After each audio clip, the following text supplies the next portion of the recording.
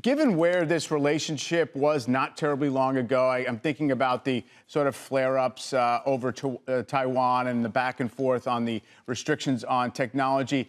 Does this qualify as a real thaw? Is it a real reset of the relationship? Are we dialing it back just a little while to where it was before? Well, good to see you. And I think the way that I tend to view this is they're in a bit of a tactical pause in a strategic competition where the fundamentals haven't changed. It's been a year and a day since the presidents have spoken, and their last meeting in Bali last year had meant to stabilize the relationship. But if we remember back to that time, no sooner do they agree on a tactical formula to manage the relationship through senior level engagements than you have the surveillance balloon go across the U.S., and it takes 7 months to get the process started. I think the big difference now is that they've had senior level cabinet meetings. They have put forward a loose framework of working groups between the two governments. And the basic goal is to manage unintended conflict and manage the competition responsibly. But I don't think that we saw from this meeting any strategic change in the picture.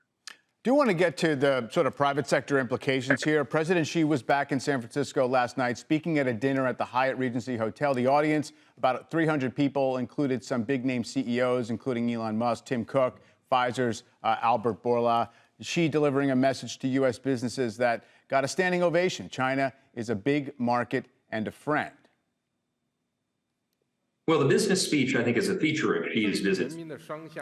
It is the reaching out to each other by our peoples that has time and again brought China-U.S. relations from a low ebb back onto the right track.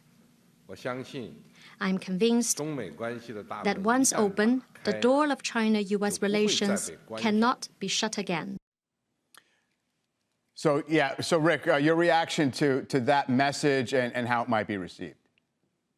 Well, I think Xi is trying to send a signal of predictability and openness to foreign investors, but I think the speech was long on positive generalities and short on specifics. I think the big questions that the businesses assembled there were looking to have answered, what does he mean when he talks about better coordinating national security and development?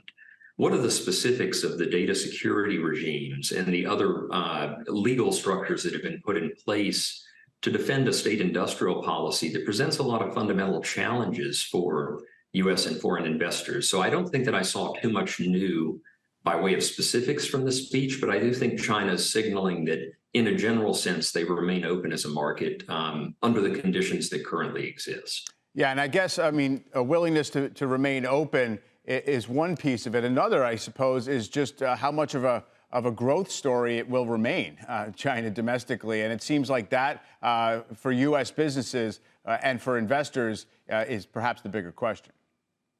It's been the story of a lot of this year. I've been back to China, I think, 6 times this year. And, to be fair, I think very few countries had a bounce back after COVID. The U.S. was a bit of an exception. So the cyclical struggles that they faced after the end of COVID zero policy were in some ways expected. I think that the problem really that many are debating now is how much of the structural picture, the challenges they face in terms of demographics, local government debt, and essentially the end of the current drivers of their growth model, how much of those challenges can be overcome through new sources of growth? And that's still a very big question that I think everyone from the party leadership to investors are debating.